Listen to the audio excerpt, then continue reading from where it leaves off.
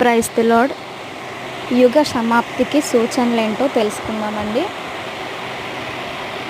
యేసుక్రీస్తు వారి యొక్క శిష్యులు కూడా ఆయన అడిగినప్పుడు యేసుక్రీస్తు వారు యుగ సమాప్తిని గూర్చి ఇచ్చిన సమాధానం తెలుసుకుందాం.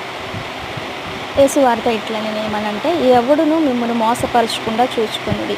అనేకులు నా పేరట వచ్చి నేనే క్రీస్తునని చెప్పి పలువురిని మోసపరచుదురు. ప్రస్తుతం మనం చూస్తున్నట్లయితే న్యూస్లో కానీ లేదా యూట్యూబ్లో కానీ సెర్చ్ చేస్తే తెలుస్తుంది.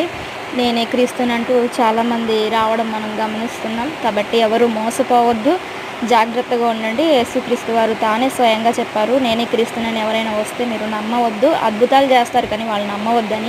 సో జాగ్రత్త వహించండి. అలాగే మీరు యుద్ధ సమాచారం గూర్చి వింటారు, మీరు కలవరపడొద్దు అనేసి కూడా యేసుక్రీస్తు వారు చెప్తున్నారు.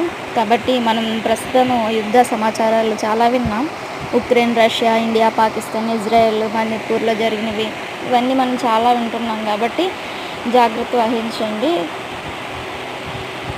భయపడక ధైర్యంగా ఉండండి, ప్రార్థన చేయండి వాటన్నిటి నిమిత్తము. అయితే అంతమైతే వెంటనే రాదు. కరువులు, భూకంపాలు ఇవన్నీ కూడా జరుగుతున్నాయి. మన కళ్ళ ముందే అనేకమైనవి చూసాం మనం. అప్పుడు జనులు మిమ్మల్ని శ్రమల పాలు చేసి చంపెదరు. ఇది మనం చూసాం కదండి, మణిపూర్లో జరిగింది.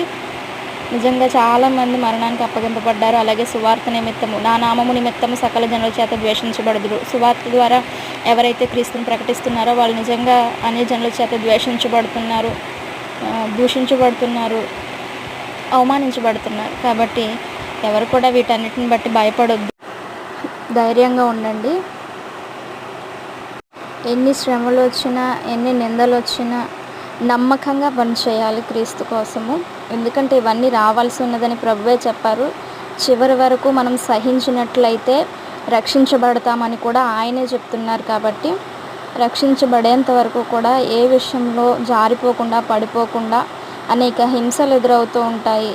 ఎందుకంటే మనుషుల్లో అక్రమం వల్ల ప్రేమ అనేది చల్లారిపోతుందని వాక్యం సెలవిస్తుంది. ప్రేమ చల్లారిపోవడం వల్ల ఒకరి మీద ఒకరికి ద్వేషము, కక్షలు, ఒకరిని చంపాలనే ఆలోచన అనేకమైనవి వస్తూ ఉన్నాయి. మనం చూస్తూ ఉన్నాము. తల్లి కుమార్తెను చంపడము, తండ్రి భార్యను చంపడం, భార్య భర్తని, ఇలాగ అనేకమైనవి వస్తున్నాయి ప్రేమ అనేది చల్లారిపోవడం వల్ల. కాబట్టి ఎవరు కూడా ఏ విషయం బట్టి తప్పిపోకుండా జాగ్రత్త వహించండి. అంతం వరకు సహించాలి, రక్షించబడతాము. ఇది ఎలా అంటే, అంజూరపు కొమ్మ లేతదై చిగురించినప్పుడు వసంతకాలం అని ఎలా అయితే గుర్తిస్తామో, అలాగే ఈ సూచనలన్నీ జరుగుతుండగా క్రీస్తు రాకడ వస్తుందని గమనించాలి. Okay, praise the lord.